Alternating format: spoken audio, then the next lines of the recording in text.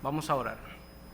Dios Padre Santo, Padre Celestial, gracias Señor por cada día que nos das de vida, Señor, por cada oportunidad que nos da de acercarnos a tu trono.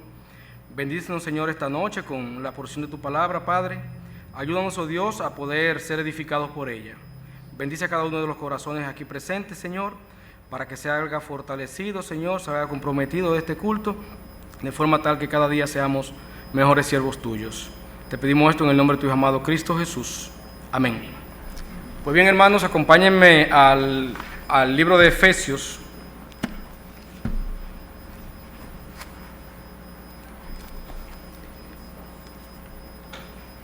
Efesios capítulo 4. Recordemos que el mes pasado estuvimos predicando sobre Efesios 4, desde los versículos 16 hasta el 24. Y la última parte de este pasaje de Efesios del 16 al 24 nos hablaba de un desvestirse, un despojarse y de un vestirse. Nos decía, yo voy a empezar a leer desde el 22, vamos a leer desde el 22 hasta el 32, vamos a trabajar desde el 25 en adelante. En cuanto a la pasada manera de vivir, despojaos del viejo hombre que está viciado conforme a los deseos engañosos y renovaos en el espíritu de vuestra mente, y vestíos del nuevo hombre, creado según Dios, en la justicia y santidad de la verdad.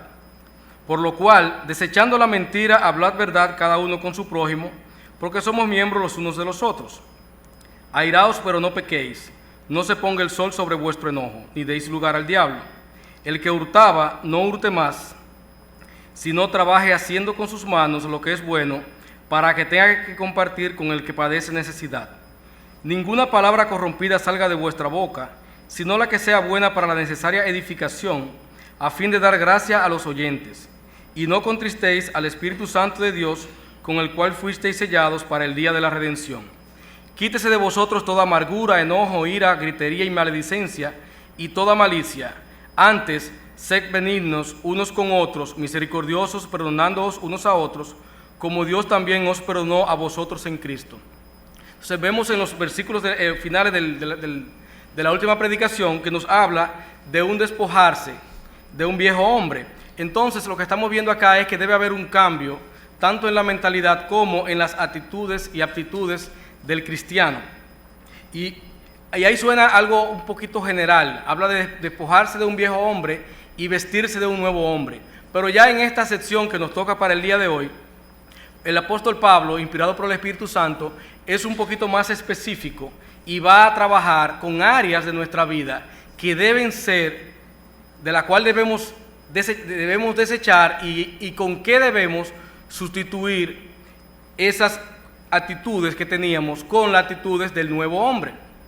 Entonces lo que vamos a ver esta noche básicamente es un quitar y un poner.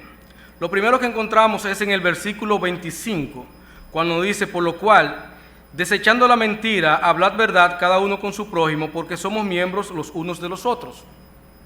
Y aquí, cuando hablamos de mentira, estamos hablando de cualquier cosa que no sea conforme exactamente a la verdad. Wikipedia la resume de la siguiente manera. Una mentira es una declaración realizada por alguien que cree o sospecha que es falsa en todo o en parte, esperando que los oyentes le crean, de forma que se oculte la realidad en forma parcial o total. Si existe un pecado que refleja nuestra condición caída, es la mentira, ya que se manifiesta desde pequeño. Podemos ver los niños cómo inmediatamente empiezan a utilizar la mentira como mecanismos de defensa, aún a edades muy pequeñas, sin haber recibido un entrenamiento para ello. Y es que lamentablemente venimos programados para mentir. Nuestra naturaleza caída nos tiene programado para mentir. Entonces, la primera manifestación que encontramos de mentira en la Biblia fue la que se produjo en Génesis 3, cuando Satanás tergiversa la verdad, le dice medias verdades, convirtiéndolo en mentira, y convence a Eva de que haga lo que él se proponía. Entonces vemos que a partir de ese momento, toda la humanidad vino arrastrando ese problema, el problema del pecado de la mentira. Y es que la Biblia misma define a Satanás como el padre de la mentira. En Juan 8:44 nos dice: vosotros sois de vuestro padre el diablo, y los deseos de vuestro padre queréis hacer. Él ha sido homicida desde el principio y no ha permanecido en la verdad, porque no hay verdad en él.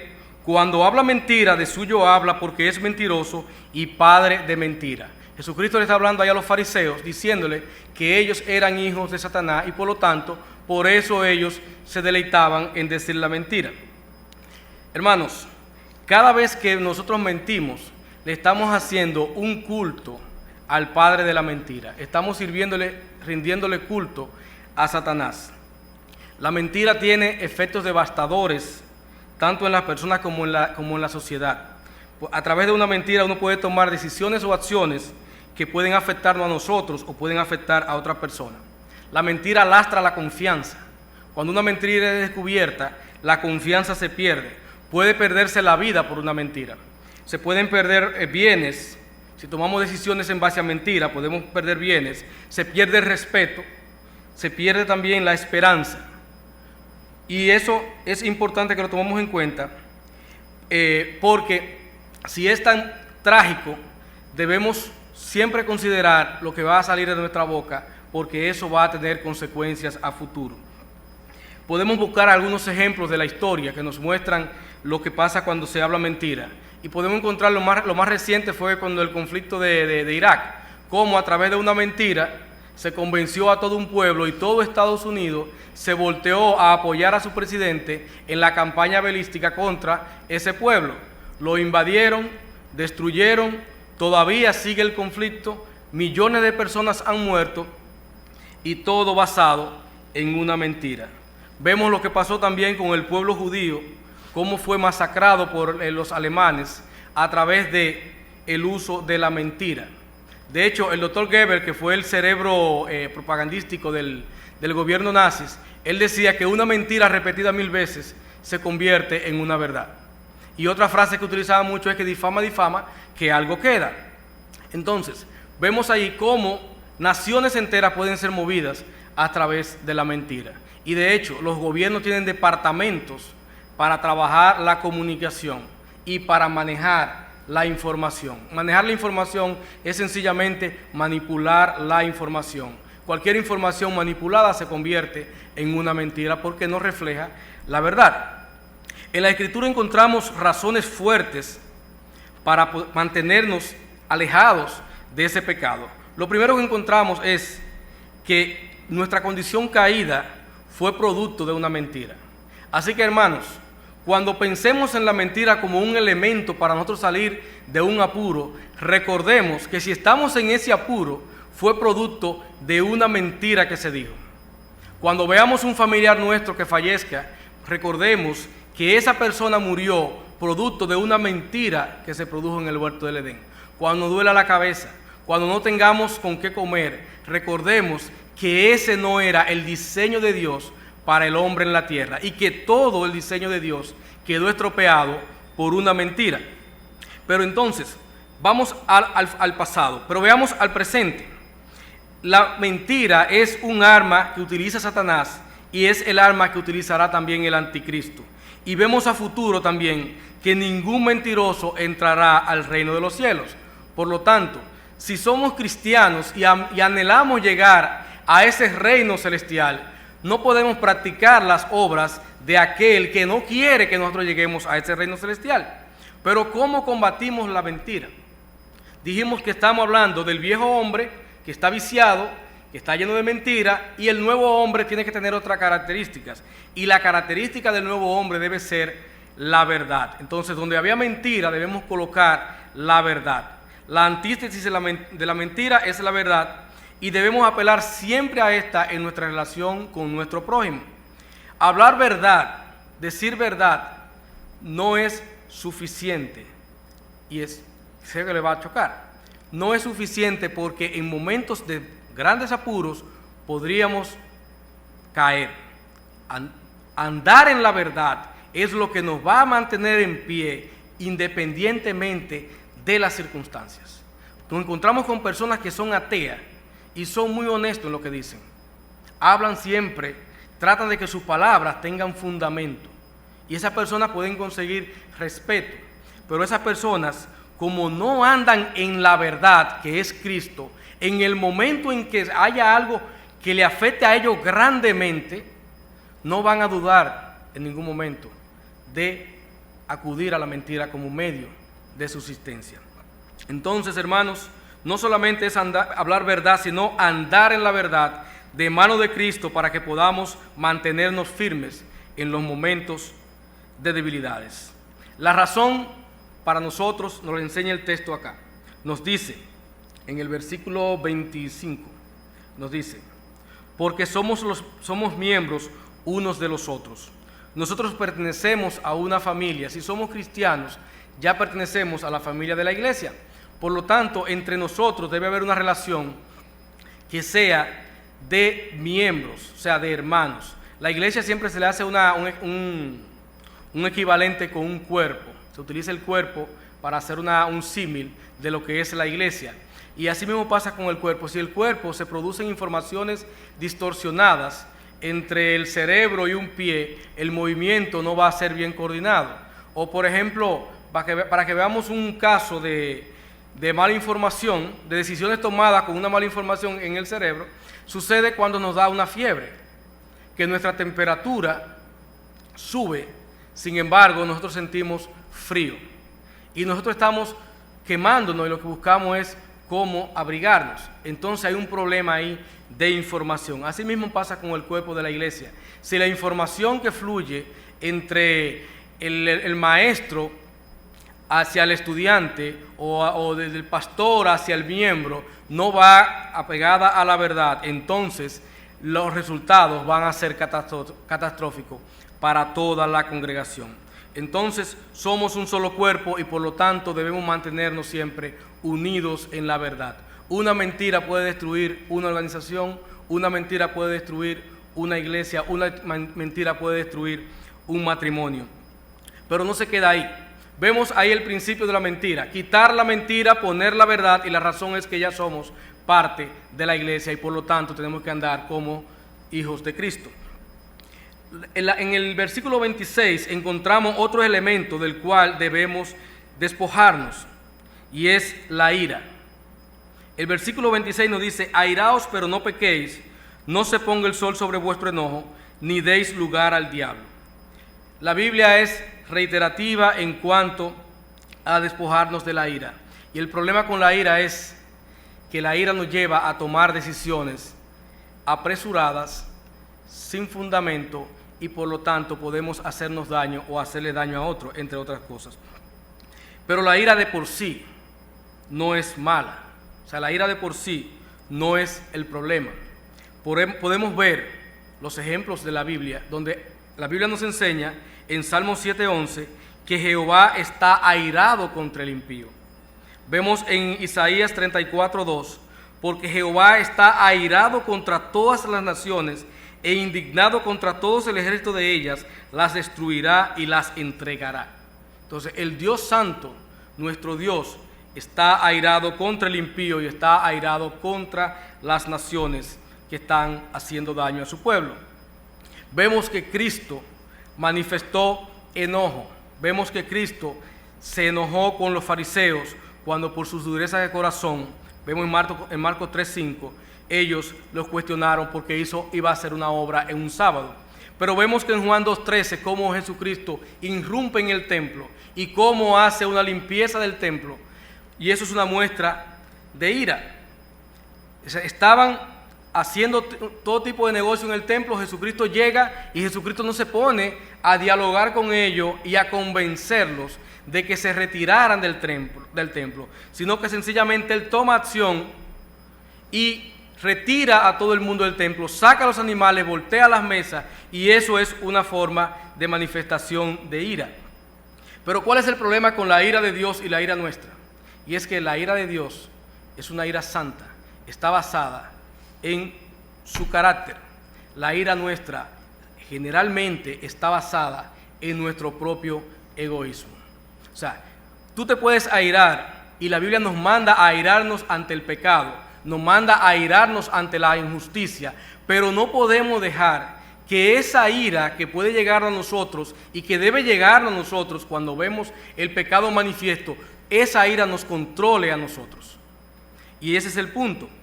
Airaos, pero no pequéis. Cuando dejamos que esa ira se haga persistente en nuestros corazones, entonces ella nos va a controlar y vamos a actuar de una manera apresurada y de una manera que no va a ser conforme a la voluntad de Dios, sino conforme a lo que creemos nosotros en nuestro corazón.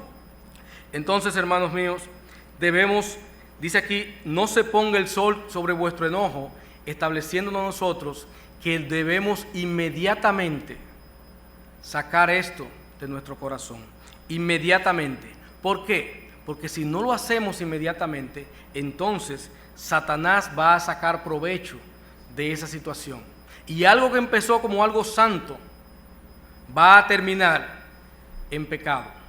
Y nosotros vamos a ser arrastrados hacia el pecado. Entonces, hermanos míos, ¿qué podemos hacer con la ira? Contrario a la ira, tenemos la reconciliación. Y esto se logra cuando admitimos que nosotros somos pecadores en la misma condición o quizás menor o mayor que aquella persona que es la que produce esa ira en nosotros, y que Dios tuvo misericordia y nos reconcilió con Él, y por lo tanto Dios puede tener también misericordia con esa persona y reconciliarlo también con Dios. Tenemos que mirar que esas situaciones de injusticia, ya sea hacia nosotros o ya sea hacia los demás, están bajo la soberanía de Dios. Tenemos que entender que esas situaciones que se están dando, Dios no está ajeno a ellas. Por lo tanto, no debemos nosotros levantarnos como los paladines de la justicia, sino que debemos ver que Dios tiene control sobre esa situación y que Él va a gloriarse en esa situación. También debemos dejar lugar para la ira de Dios. No debemos ser nosotros los que queramos hacer justicia o actuar en venganza. No debemos responder mal por mal. Eso es un principio muy importante. Debemos siempre responder al mal con el bien.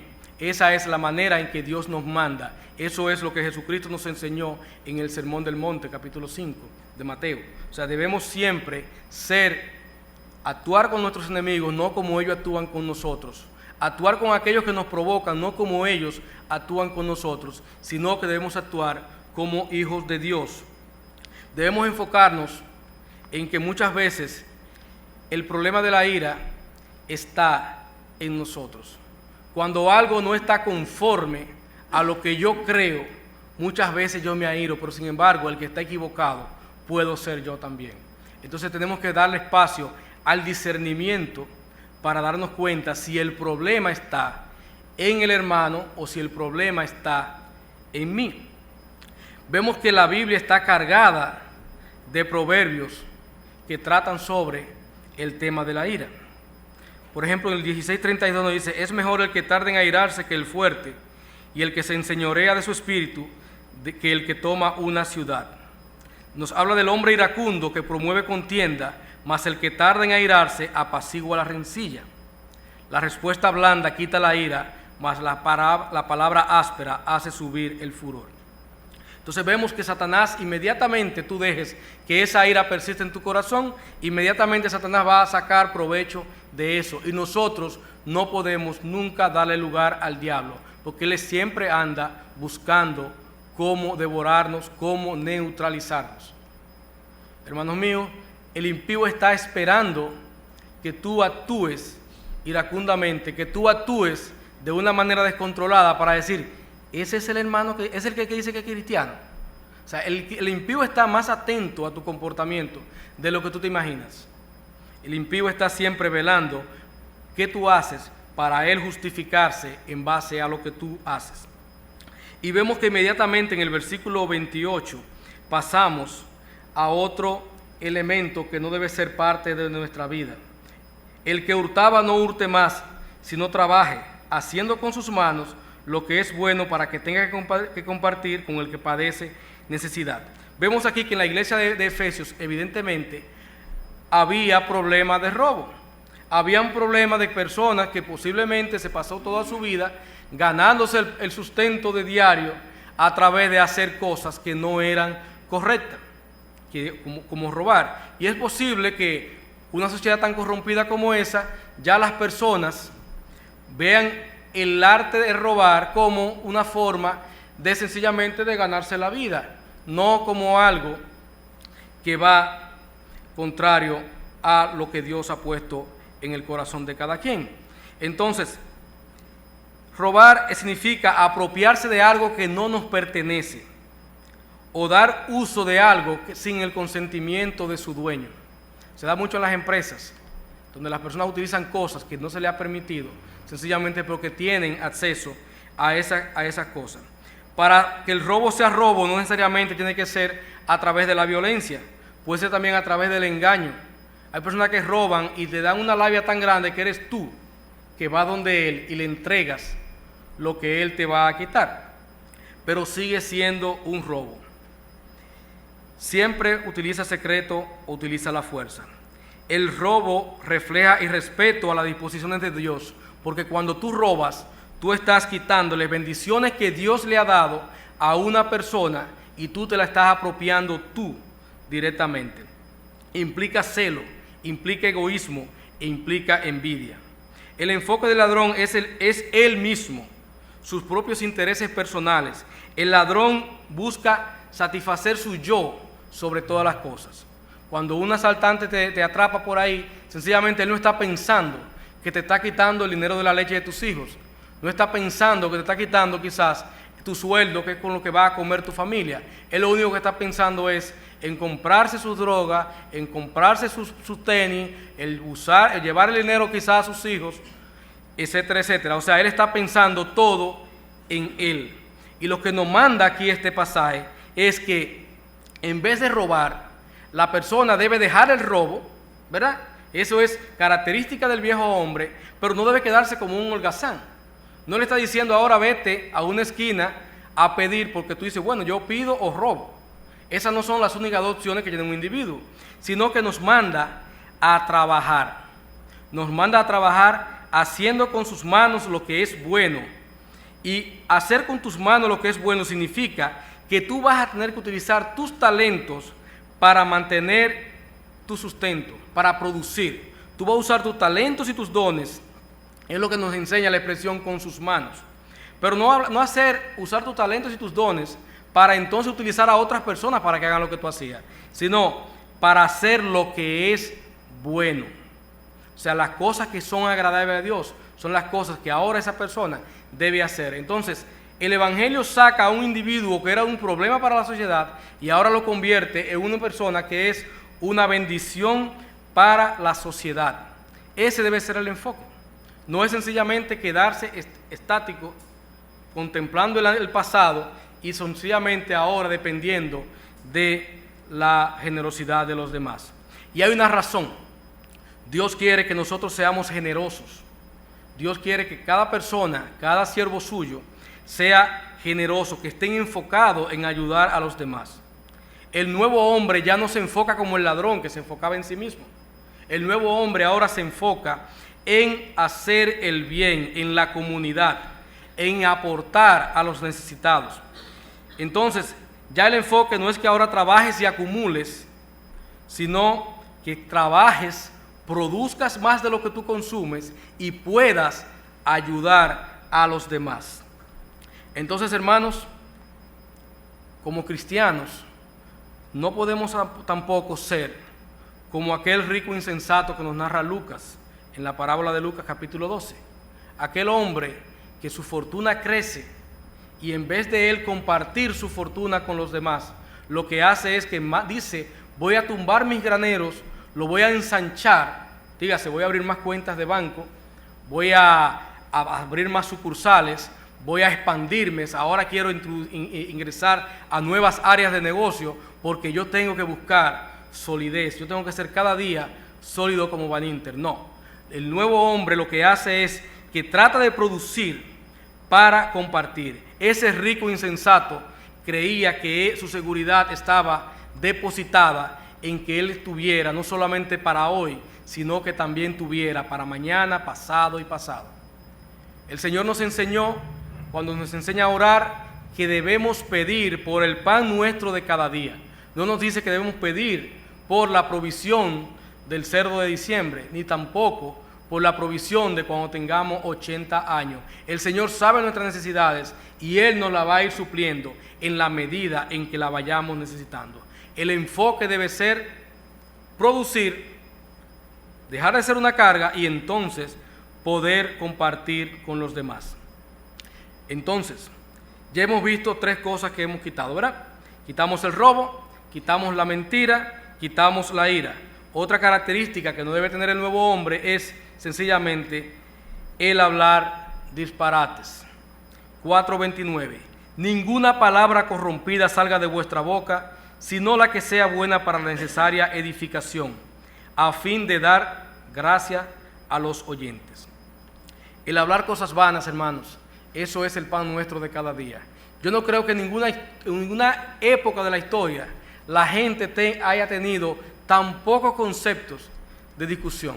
Las peñas antiguas eran sobre discusiones filosóficas, sobre discusiones políticas, sobre asuntos religiosos, pero eran de temas que se trataban, donde las personas iban, se estudiaban en la semana y se juntaban el sábado o el día que establecían para discutir temas interesantes. Ahora lo que las personas hacen es hablar cosas sin valor. El cristiano no debe caer en esas cosas. El cristiano no debe ser una persona que lo que ande siempre sea con temas que no edifiquen. El cristiano debe hablar cosas que sean edificantes para los demás.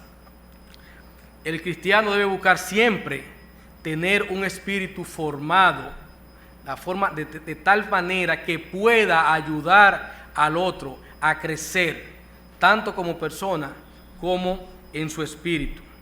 El cristiano tiene que buscar dar siempre gracia al que le oye. O sea, debe ser un regalo cuando una persona hable contigo, que tú sientas que esa persona te enseñó algo en lo que dijo.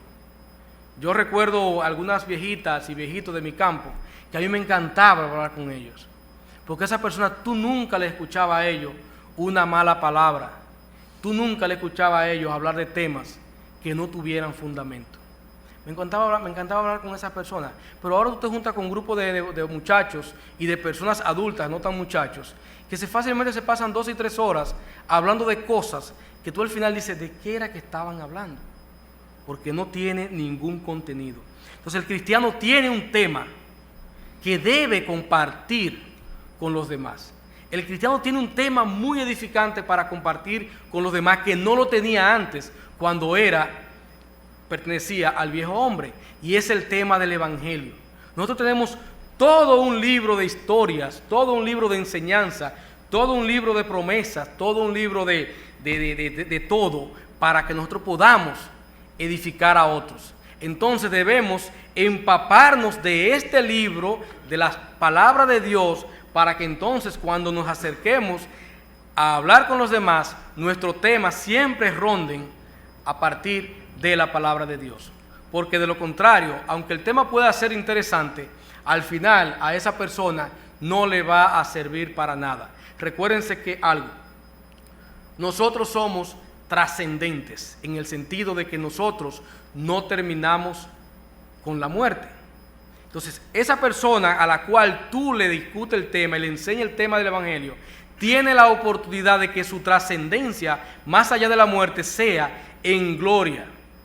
Porque de lo contrario, esa persona, no importa lo filósofo y lo interesante que sean sus conversaciones, esa persona va a terminar en el infierno. Entonces tenemos temas para tratar con las personas, y esos temas deben ser siempre buscando la manera de mostrar a Dios a través de lo que conversemos. Para poner un ejemplo, una discusión científica, una discusión técnica o médica puede terminar siendo enfocada en el conocimiento del hombre y el desarrollo del hombre, o puede terminar enfocada en el poder de Dios, la maravilla de Dios y la sabiduría de Dios al hacer a ese hombre. Hablamos de la capacidad del ojo y podemos decir, wow, cuánto hemos avanzado en entender el funcionamiento del ojo. Pero es más importante que la gente entienda cuán grande es ese Dios que ha hecho un ojo con una capacidad que, a pesar de 100 años de investigación del hombre, no ha llegado a hacer una cámara que tenga la capacidad de captar información que tiene ese ojo. Entonces, en ese momento, exaltamos a nuestro Dios y el tema lo dirigimos a donde en realidad nos importa, que es Dios, para que esa persona conozca de Dios y empiece a apreciar a Dios y pueda acercarse a Dios considerando que Él le va a poder salvar del infierno que le espera. Entonces, 0 palabras corrompidas, siempre en edificación. Siguiente punto lo encontramos en el 4:30. Y no contristéis al Espíritu Santo de Dios, con el cual fuisteis sellados para el día de la redención. Debemos dejar, como nuevas criaturas, debemos dejar de contristar al Espíritu Santo de Dios. Y es que pasa lo siguiente. Aquí nos dice que fuimos sellados por Él hasta el día de la redención. O sea, el Espíritu Santo está presente en cada uno de nosotros. Estamos aquí y en cada uno de nuestros corazones está el Espíritu Santo. Por lo tanto, cada vez que nosotros actuamos conforme a nuestra voluntad, conforme a nuestro deseo y conforme a nuestra meta, estamos contristándolo a Él, porque parte del ministerio de Él es guiarnos a toda verdad. Entonces, cuando nosotros actuamos según nuestro criterio, también estamos contristando al Espíritu Santo. Debemos ser guiados por Él, no querer llevarlos a Él. El Espíritu Santo se contrista porque cuando nosotros no actuamos conforme a lo que Dios establece, estamos deshonrándole, estamos mostrando, estamos diciendo como que Dios no tiene el poder para poder guiar nuestras vidas. Y el mundo lo aprecia. El mundo ve eso cuando un cristiano anda según el mundo o cuando un cristiano anda según Dios. Entonces, el Espíritu Santo fue puesto en nosotros para ayudarnos a vivir una vida santa. Y esa vida santa no es por un día, ni por 2, ni por 3, sino que es hasta el día de la redención. El Espíritu Santo está con nosotros para ayudarnos y por lo tanto debemos dejarnos ayudar por Él. Nuestro conocimiento nunca va a estar a la altura del conocimiento de Dios. Por lo tanto, nuestras decisiones nunca van a ser mejores que las decisiones que Dios quiere que tomemos. Entonces, lo siguiente que encontramos es en los versículos 31 y 32. Quítese de vosotros toda amargura, enojo, ira, gritería y maledicencia y toda malicia. Antes, sed benignos unos con otros, misericordiosos, perdonándoos unos a otros, como Dios también os perdonó a vosotros en Cristo. Entonces nosotros, hermanos, lo que nos enseña este pasaje aquí, brevemente, es que debemos despojarnos de la amargura que puede abrigar nuestro corazón. Debemos despojarnos del enojo, debemos despojarnos de la ira, debemos despojarnos de la gritería. Hablar duro es una expresión de que nosotros queremos imponer nuestro criterio sobre los demás a través de mostrarnos que somos más fuertes que el otro. La maledicencia, pensar cosas malas, lo que le llamaríamos bellaquería o malas intenciones contra otra persona, no deben ser parte de nosotros, sino que todo lo contrario, nosotros debemos ser benignos, misericordiosos y perdonadores. Una persona benigna es una persona que siempre desea el bien hacia los demás. Debemos desear siempre el bien hacia el hermano, aun cuando el hermano esté en falta con nosotros. Pero debemos ser misericordiosos. Misericordia significa actuar en favor de una persona que en realidad necesita de nosotros. O sea, nosotros no podemos sencillamente quedarnos en decir, fulano le está pasando mal, cuando sabemos que nosotros tenemos cómo ayudarlo, sino que sencillamente debemos, si vemos que fulano está yendo mal, debemos entonces acercarnos y ponernos a su disposición y ayudarles. Muchas veces hay que ayudar por encima de que el otro quiere que lo ayude, porque muchas veces el otro no quiere que lo ayuden y es por orgullo. Entonces nosotros tenemos que mostrarle a él que nuestro amor por él va por encima del orgullo que él podría tener. Y de hecho, cuando nos acercamos a alguien para predicarle el evangelio, lo estamos haciendo por encima de su orgullo, porque no quiere el tema, generalmente no quiere el tema, y tú tienes que ir sabiendo que es un tema que al otro no le gusta y planteárselo, porque tu amor tiene que estar por encima de lo que él pueda pensar. Entonces, hermanos, Debemos ser perdonadores porque Cristo también nos perdonó. El hecho de que Dios nos haya perdonado, siendo nosotros personas pecadoras, hundidos de pecado, vendidos al pecado, muertos en nuestros pecados, el hecho de que Dios nos haya perdonado, de que Cristo haya sacrificado su vida por nosotros, nos dice a nosotros que no hay ninguna situación en la cual nosotros no podamos acudir al perdón.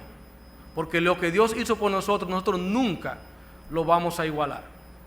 Hermanos míos, como hemos visto, una nueva naturaleza requiere un nuevo comportamiento del creyente, el cual debe incluir hablar y hablar la verdad, andar en la verdad, ser generosos, ser conciliadores, obedientes al Espíritu Santo que está en nosotros y siempre prestos a perdonar.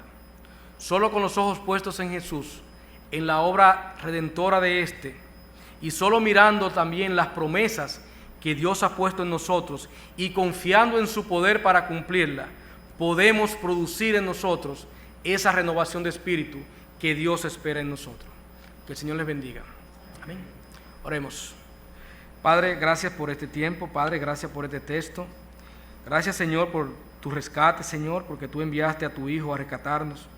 Gracias, Padre, porque tú nos muestras claramente cómo debemos vivir, sin mentiras, Señor, sin robo, Padre, sin tomar lo que no nos corresponde, Señor, incluyendo la gloria que te corresponde a ti. Señor, sin ira, Padre, con un corazón apacible, Padre, un corazón bondadoso, un corazón misericordioso, Padre. Guíanos, Señor, para que a partir de este día, Señor, si no lo hemos sido, seamos personas de bien, Señor, seamos personas consagradas a servir a los demás, Padre, perdonando, Señor, a quien nos ofende, Padre, independientemente de la actitud que pueda tener, teniendo, Señor, un corazón conciliador, Padre, y sobre todo, Señor, llevando siempre la gloria y la honra a ti. Ayúdanos, Señor, a que la imagen de tu Hijo Jesucristo se perfeccione en nosotros, Padre. En el nombre de tu Hijo amado Cristo Jesús. Amén.